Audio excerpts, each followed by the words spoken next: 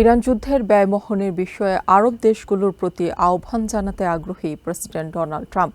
সোমবার নিয়মিত সংবাদ সম্মেলনে white house press secretary Caroline Leavitt কথা বলেন। 1990-91 সালের পারস্য উপসাগরীয় যুদ্ধের মতো ইরান যুদ্ধের ব্যয় মেটাতে আরব দেশগুলো থেকে সহযোগিতা নেবেন কিনা জানতে চাইলে লেভিট জানান, প্রেসিডেন্ট এ ধরনের দায়িত্ব নেওয়ার বিষয়ে আরব নেতাদের বলতে পারেন। ইরান যুদ্ধের সময়সীমা প্রসঙ্গে প্রেস সেক্রেটারি বলেন, 4 থেকে 6 সপ্তাহের মধ্যে যুদ্ধ শেষ হতে পারে। ওয়াশিংটনের ব্রিফিং রুমে এখন আলোচনার কেন্দ্রে ইরান যুদ্ধের ভবিষ্যৎ এবং এর বিশাল ব্যয়ভার।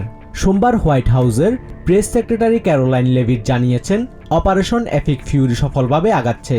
তবে এই যুদ্ধের খরচ কে মেটাবে এমন প্রশ্নের জবাবে তিনি 1991 সালের পারস্য উপসাগরীয় যুদ্ধের উদাহরণ টেনে বলেন, আরব দেশগুলোর প্রতি যুদ্ধের ব্যয়ভার বহনের বিষয়ে আহ্বান জানাতে প্রেসিডেন্ট ট্রাম্প আগ্রহী। Well, I think it's something the president would be quite interested in calling them to do.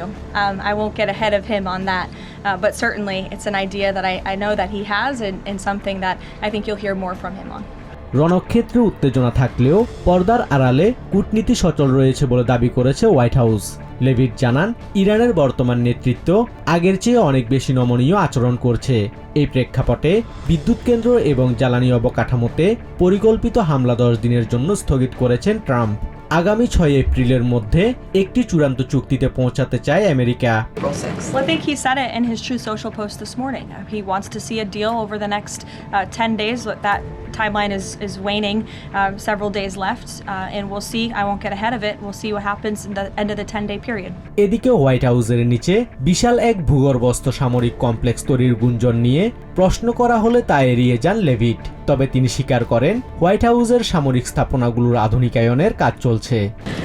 I cannot tell you more about that, actually, as a matter of fact.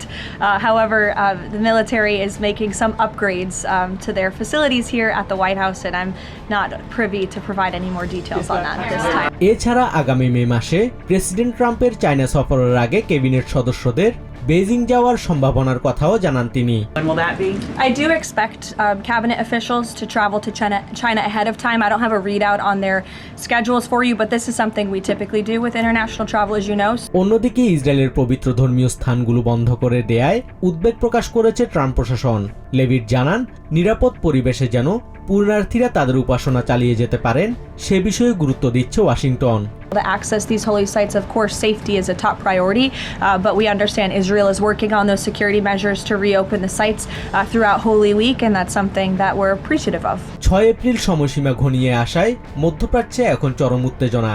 এর মধ্যে আরব দেশগুলো যদি যুদ্ধের আর্থিক দায়ভার নিতে সম্মত হয়, তবে ভিন্ন দিকে মোড় নিতে পারে যুদ্ধের গতি প্রকৃতি।